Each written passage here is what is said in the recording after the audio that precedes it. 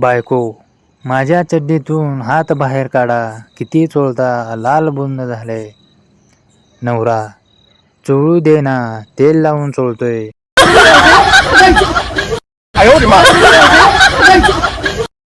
प्रिया, बबल्या, तुला किती बहीण भाऊ आहेत? बबल्या, 8. प्रिया, आई बापाला काही काम नव्हते का? बबल्या, तुम्ही किती आहात? प्रिया, मी एकुलती एक आहे. बबल्या, बापात दम नव्हता का? निधी, अगं शताक्षी, तुला तुझ्या दूधवाल्याने कसे पचापच केले ते सांग मला. शताक्षी, हां सांगते ग, ऐक. मी 30 वर्षाची आहे. माझी मांडी, माझी गांड आणि माझे बॉल खूप मोठे आहेत. मी खूप कंडाळी आहे. लग्नाच्या पहिलं कधी मी पपई मारून घेतले नाही, पण पपईत बोट नक्कीच घातले होते. मला बीपी बघायची खूप आवड आहे. मला लांब आणि जाड केळ खूप आवडते. लग्नानंतर मी निराश झाले, कारण माझ्या पतीचं केळ खूप लहान होतं. मला नीट झवत पण नव्हता. माझा नवरा कामानिमित्त 2 आठवडे बाहेरच असायचा आणि मी माझ्या पपईला हात लावून गाजर घालत असे, ककडी घालत असे. दूधवाला रोज सकाळी आमच्या घरी दूध द्यायला यायचा. तो खूप देखणा आणि मजेदार होता. त्याचं केळ पण मोठंच वाटायचं बाहेरून. एक दिवस दूधवाला दूध देण्यासाठी नेहमीपेक्षा लवकर आला. त्यावेळी मी झोपेतून जागे झाले नव्हते.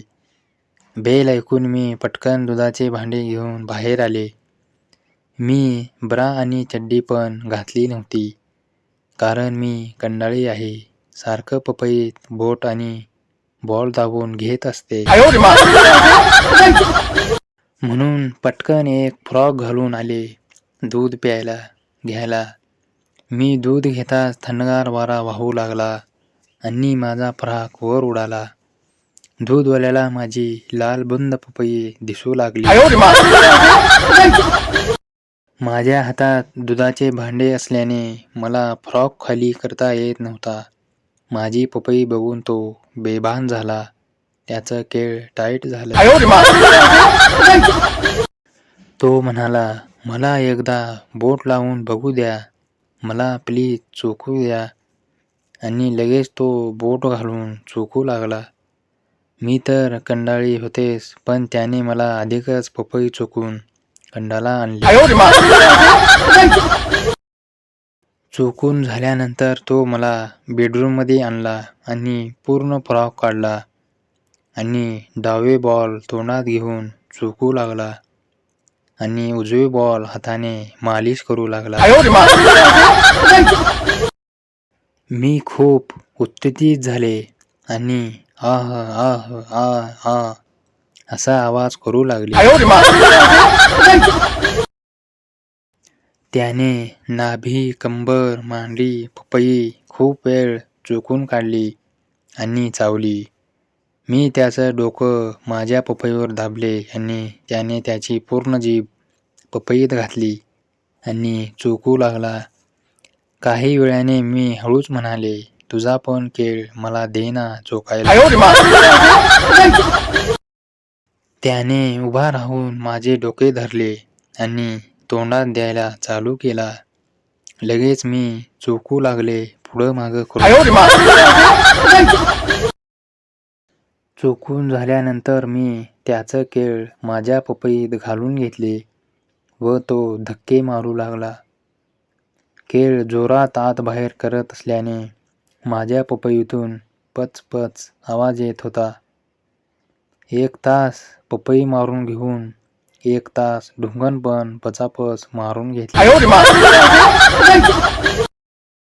एवढं झवून घेतली की काय सांगावं. दुसऱ्या दिवशी मी आरशात बघितले तर माझे बॉल, माझी पपई सुजून बंब झाली होती. माझी पपई तर नासली होती. खूप वास येत होता. अजय, अरे राजेश, चुलत्याची बायको तुला काय म्हणाली रे करताना? राजेश, चुलतीला बाळ झाले होते. मी 1 महिन्याने बघायला गेलो. चुलता बाहेरगावी गेला होता. रात्री मी दारू पिऊन टाईट होतो. मला नशेत कळालं नाही. मी तिचे कपडे काढून तिला नागडं केलो. तिचे हात-पाय बांधलो जबरदस्ती. ती नको म्हणत होती. प्लीज मला झळू नका. नंतर तिला मी गरम केले, तिची पपई चाटून. मग ती पण माझं केळ तिच्या तोंडात नरड्यापर्यंत घालून जबरदस्तीने चोखून घेऊ लागलो. ती उलटी करत होती. मग हळूच तिची मारायला चालू केलो. मी तेल लावून पचपच जोरात मारत होतो. जोरजोराने पुढे मागे करत होतो. चुलत्याची बायको म्हणाली, अरे हळू घे ना, फाटेल माझी. आणि तिचे बॉल दाबत होतो तर तिच्या बॉलमधून दूध येत होतं. ते दाबून मी पेत होतो. तर म्हणाली, जास्त पिऊ नको, माझ्या बाळाला पण ठेव. तरी पण मी ऐकलं नाही. पूर्ण बॉल दाबून 1 तास दूध.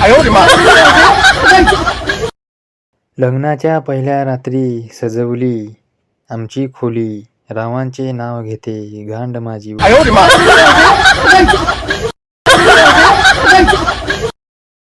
पोलीस, काय रे, कुठे चाललाय एवढ्या रात्री? बेवडा, प्रवचन ऐकायला. पोलीस, कोणत्या विषयावर प्रवचन आहे? बेवडा, दारूपासून होणारे दुष्परिणाम. पोलीस, एवढ्या रात्री कोण देत असतं प्रवचन?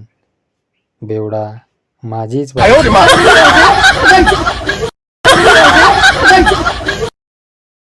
शिक्षिका, जो माझ्या प्रश्नाचे उत्तर लवकर देईल त्याला आज माझ्याकडून लवकर सुट्टी मिळेल. गण्याने लगेच आपली बॅग वर्गाबाहेर फेकली. शिक्षिका, ती बॅग बाहेर कोणी फेकली? गण्या, मी. आता घरी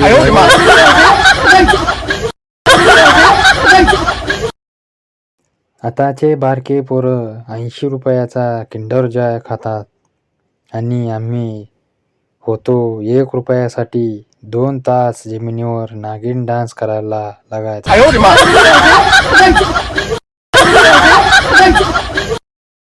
सर, तू आज पण होमवर्क नाही केलास. सांग आता तुला काय शिक्षा देऊ? गण्या, सर, ती लास्ट बेंचवर मुलगी आहे ना, तिने पण होमवर्क नाही केला. तुम्ही असं करा, आम्हा दोघांना नागडं करून बाथरूममध्ये बंद करा आणि 1 तेलाची बाटली द्या.